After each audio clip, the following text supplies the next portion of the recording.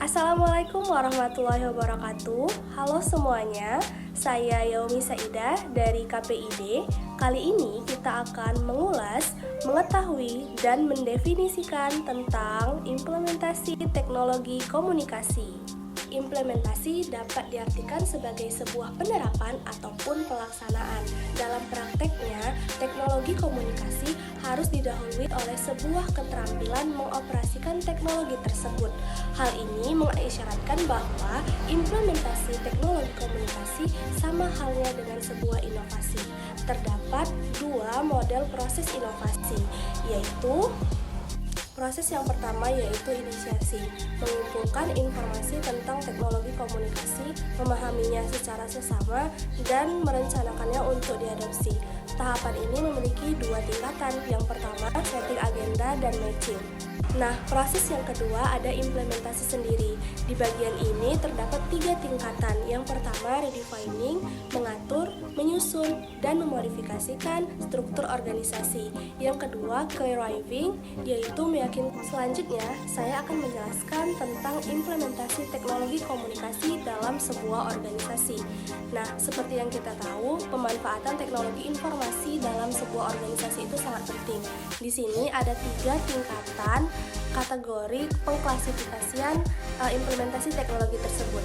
Yang pertama, perbaikan efisiensi terjadi pada level operasional organisasi.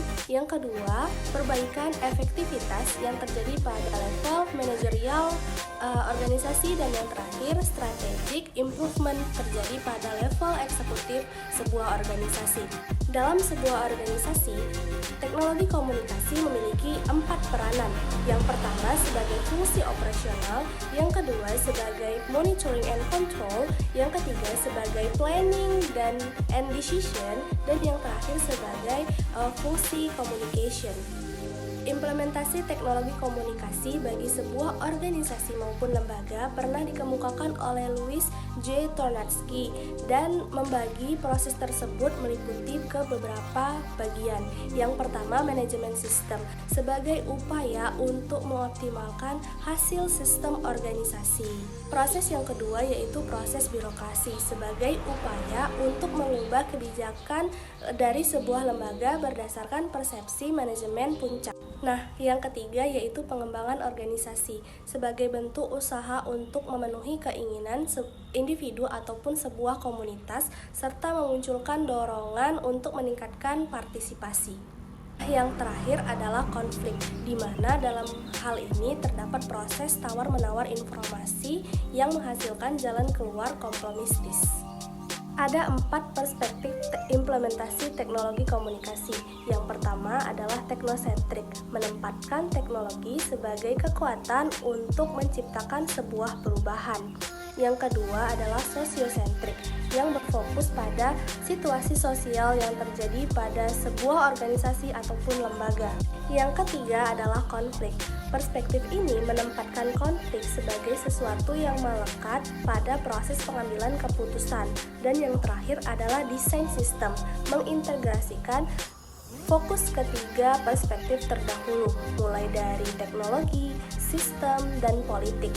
Dalam perkembangan teknologi komunikasi, terdapat beberapa faktor penentu implementasi teknologi komunikasi.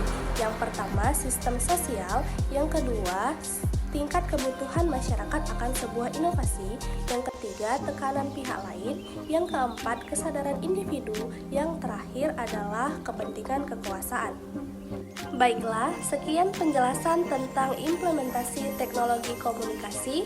Semoga bermanfaat. Sekian dan terima kasih. Wassalamualaikum warahmatullahi wabarakatuh.